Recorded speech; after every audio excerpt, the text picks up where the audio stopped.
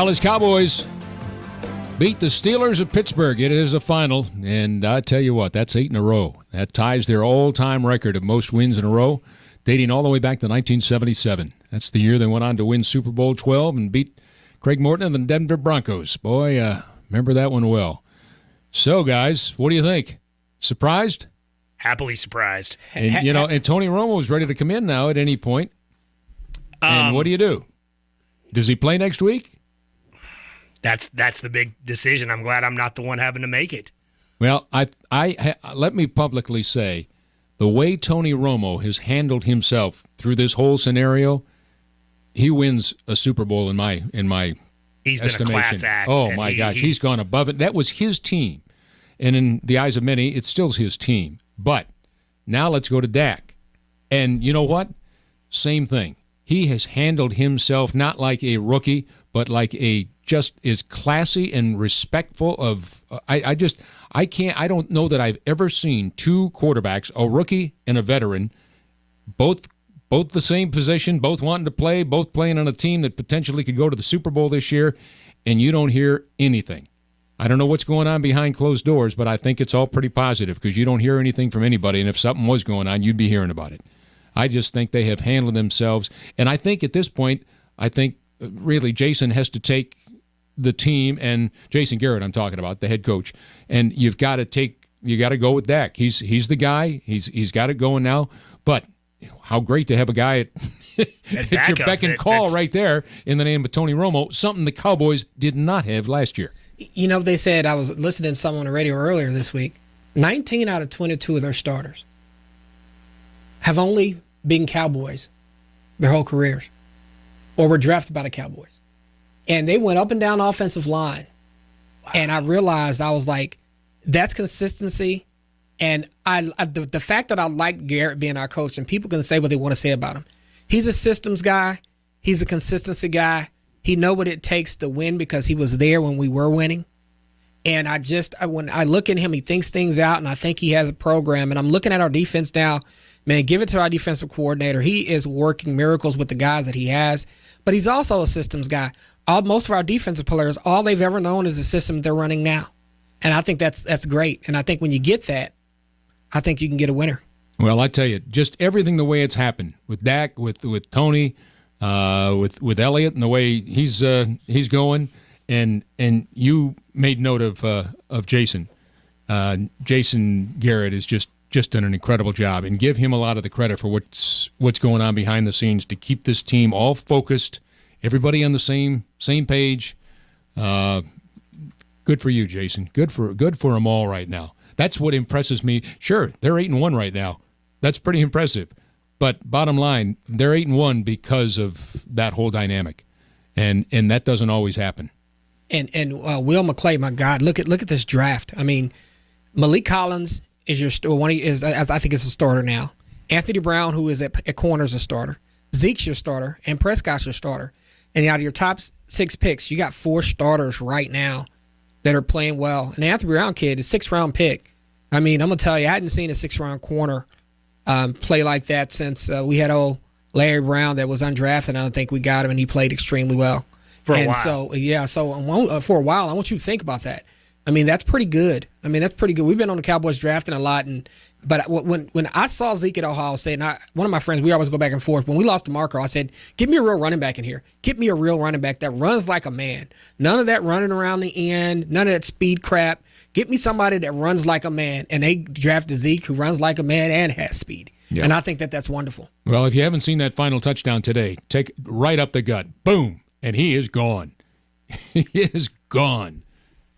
It's just fun to watch the Cowboys again. I mean, we've been through so many bad seasons. We've had 20 years of disappointment, and it's just so much fun to watch them win. Yeah, it's hard to believe after winning 3 and 4 years, this is the longest drought of not going to the Super Bowl in the history of the team. And I just love it because Garrett says, well, it's not about what they do. It's about what we do. And basically what they say is, look, we're going to run, and if you stack the box with 10 guys, we're going to throw it to Dez Long, or we're going to hit Beasley, or we're going to hit Witten.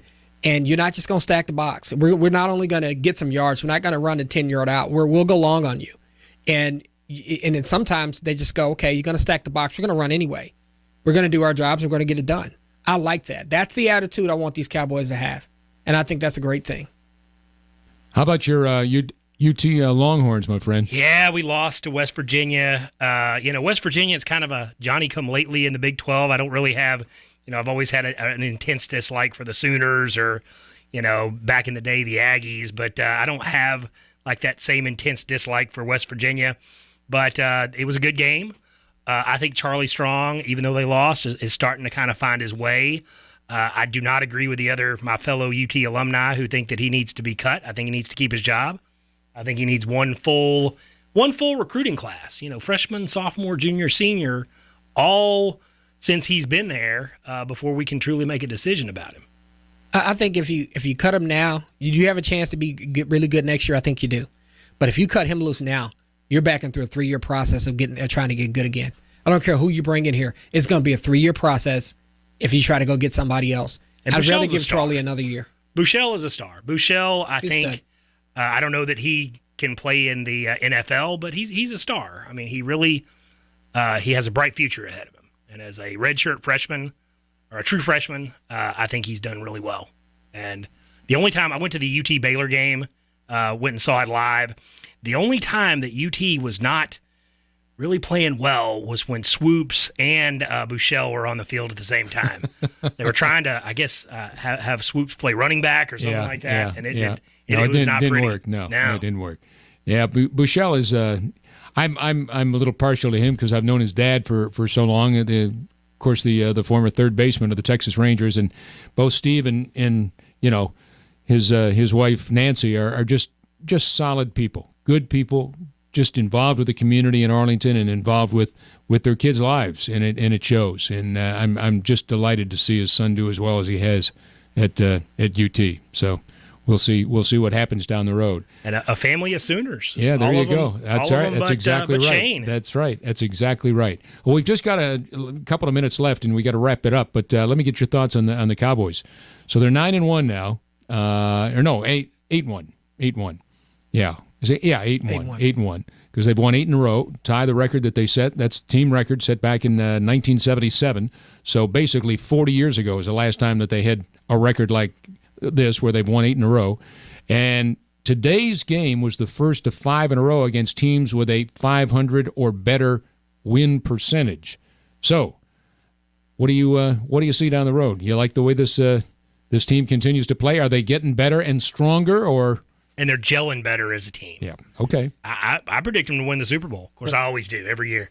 Dak probably won me over today. When I say won me over today is because when I look at Pittsburgh's going to bring a team in here. They're going to be ready for you. They're going to try to make you do things that you can't do. I think they got a great coaching staff over there with Mike Tomlin.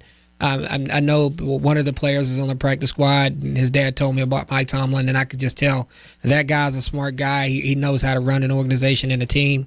And when you beat an organization like the Steelers, and that have consistency, and you're the Cowboys now, and you're a rookie quarterback, and you lead them to a comeback win, and you throw touchdown passes to Dez, and you throw touchdown passes to Jason Witten, that's what we want to see. And I think that's great. And I think, look, he won me over today because I was looking at Tony, and I'm like, well, I think Tony has experience, but I think that Dak is getting to the point where he's going in here and showing me, especially with this win against this team. I think they're the best team we played this year.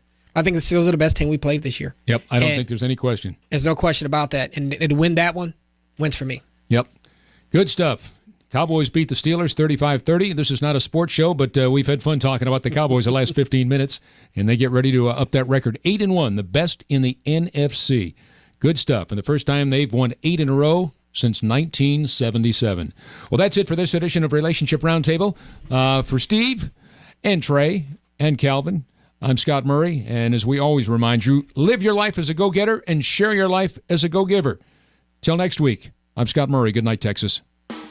Ever feel like you've been mistreated?